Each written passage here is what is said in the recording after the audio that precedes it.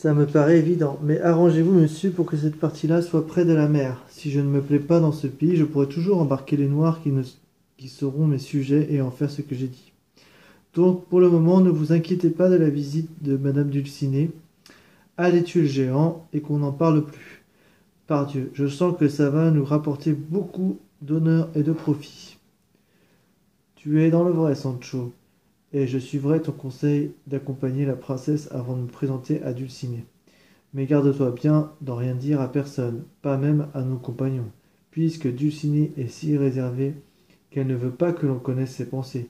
Il ne convient pas que je les dévoile, ni d'autres par ma faute.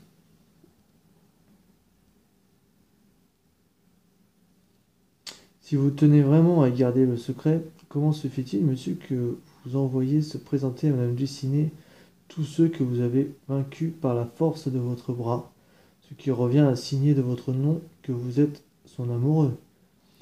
Et si en plus vous les obligez à s'incliner à deux genoux devant sa noble personne et à lui dire qu'ils viennent de votre part lui prêter foi et obéissance, comment voulez-vous que vos pensées à tous les deux restent cachées? Tu n'es qu'un niais et un sot. Ne vois-tu donc pas que tout cela tourne à sa louange et à sa gloire?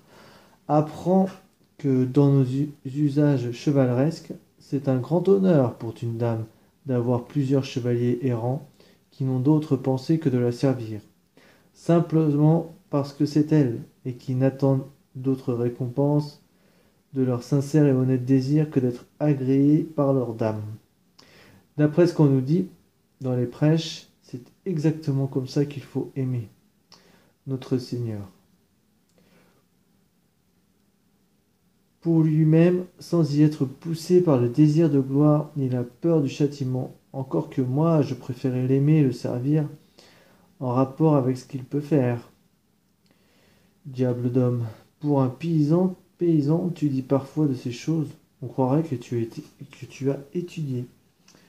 Pourtant, je vous assure que je ne sais pas lire. À ce moment, maître Nicolas leur cria de les attendre, car il voulait se rafraîchir à une petite fontaine qui se trouvait sur le chemin. Don Quichotte s'arrêta à la plus grande satisfaction de Sancho, qui en avait assez de dire des mensonges et craignait à tout instant de se trahir. Il savait seulement que Dulcinée était une paysanne du Toboso, mais il ne l'a jamais vue de sa vie. Entre-temps, Cardenio avait revêtu les habits que portait Dorothée, quand il l'avait rencontrée. Même usés, ils valaient 10 fois mieux que ceux qu'il venait d'ôter. Les voyageurs mirent pied à terre devant la fontaine, et avec les provisions que le curé avait apportées de l'auberge, ils parvinrent à peine à calmer leur appétit, tant ils étaient affamés. Pendant qu'ils se restauraient, un jeune garçon vint à passer sur le chemin. Il s'arrêta, regarda attentivement ceux qui étaient assis à la fontaine, puis se précipita sur Don Quichotte et lui enlaçant les genoux se mit à pleurer à chaudes larmes en disant: « Comment, monsieur, vous ne me reconnaissez pas? Regardez-moi, je suis André, le valet que vous avez détaché du chêne où son maître l'avait lié. »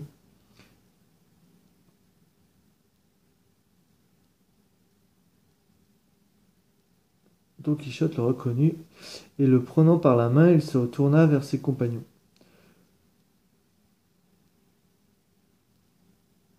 « Voilà qui vous démontrera, leur dit-il, combien il importe qu'il y ait des chevaliers errants pour réparer les torts et les affronts causés par tous les méchants de ce monde.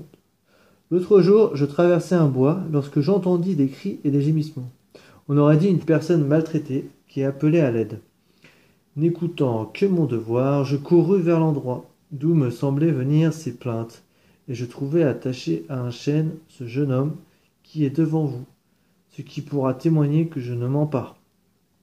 Il était donc attaché, nu jusqu'à la ceinture, tandis qu'un paysan, j'ai su ensuite que c'était son maître, le fouettait à tour de bras, avec les brides d'une jument. Je demandai aussitôt à celui-ci la cause d'une si cruelle correction. Le rustre me répondit qu'il le battait parce que c'était son valet, et qu'il le soupçonnait, hein, d'après certaines de ses négligences, d'être un voleur plutôt qu'un bon à rien.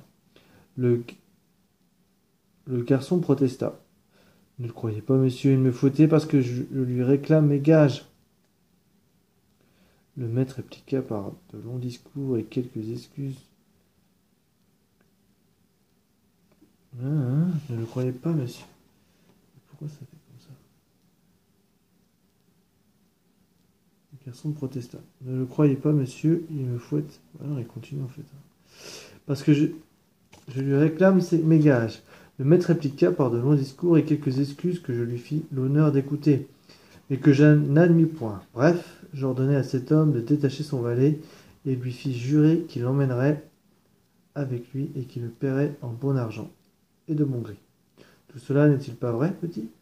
Te rappelles-tu avec quelle autorité je lui en donnai l'ordre et avec quelle humilité il me promit à faire tout ce que je lui avais prescrit, notifié et signifié?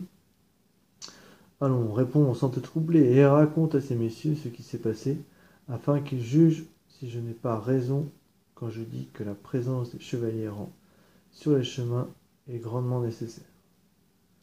Tout ce que vous dites, monsieur, répondit le garçon, n'est que la pure vérité, sauf que ce qui s'est passé après tout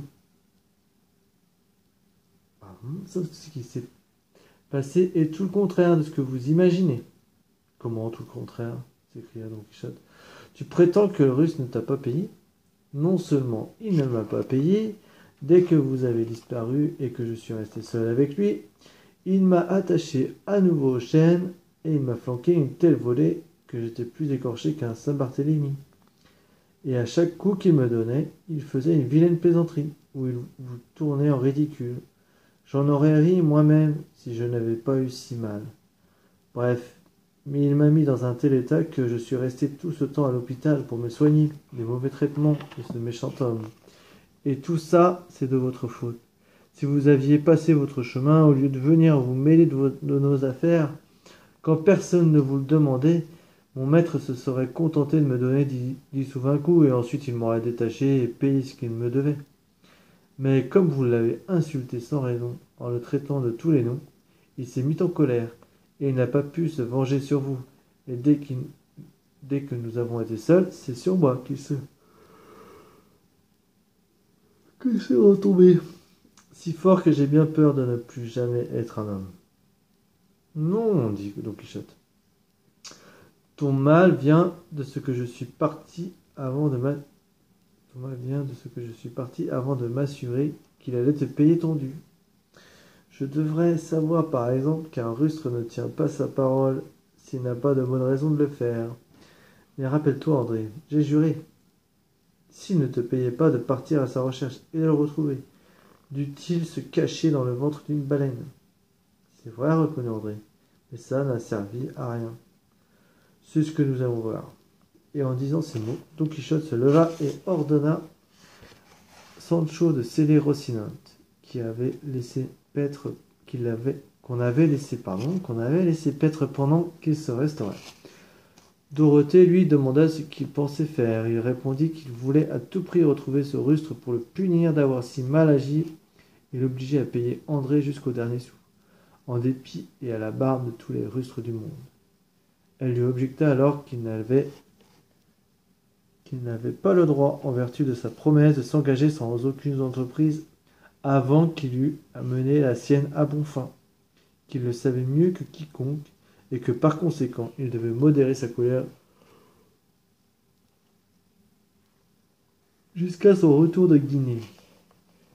Vous avez raison, madame, et André devra donc patienter jusque-là, mais je lui réitère ma promesse de n'avoir de cesse qu'il ne soit vengé et payé.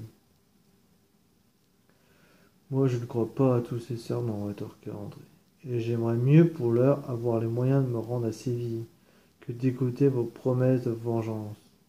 Donnez-moi quelque chose à manger, si vous avez de quoi, et que Dieu soit avec vous et avec tous les chevaliers errants, auxquels je souhaite autant de chance pour eux qu'ils en ont eu avec moi. Sancho tira de son bissac un bout de pain et un morceau de fromage et les offrit à André. Tiens, mon garçon, pour que tu saches que nous prenons tout part à ton malheur.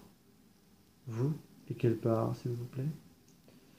Cette part de pain et de fromage que je te donne, et Dieu sait si j'en aurais eu besoin pour moi.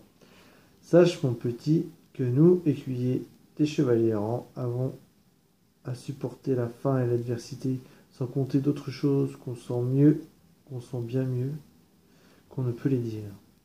André attrapa le pain et le fromage, et voyant qu'on ne lui donnait rien d'autre, baissa la tête et prit ses jambes à son cou. Comme on dit, comme on dit. Mais avant de s'éloigner, il cria à Don Quichotte. Pour l'amour de Dieu, monsieur le chevalier errant, si vous me rencontrez une autre fois, ne venez surtout pas à mon secours. Même si vous voyez qu'on me met en pièces, et laissez-moi m'arranger tout seul. Ce sera toujours mieux que si vous me venez en aide.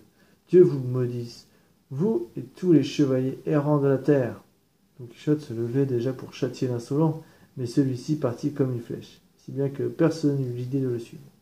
Le récit d'André avait beaucoup irrité Don Quichotte, et ses compagnons durent réprimer leur forte envie de rire pour ne pas l'irriter davantage.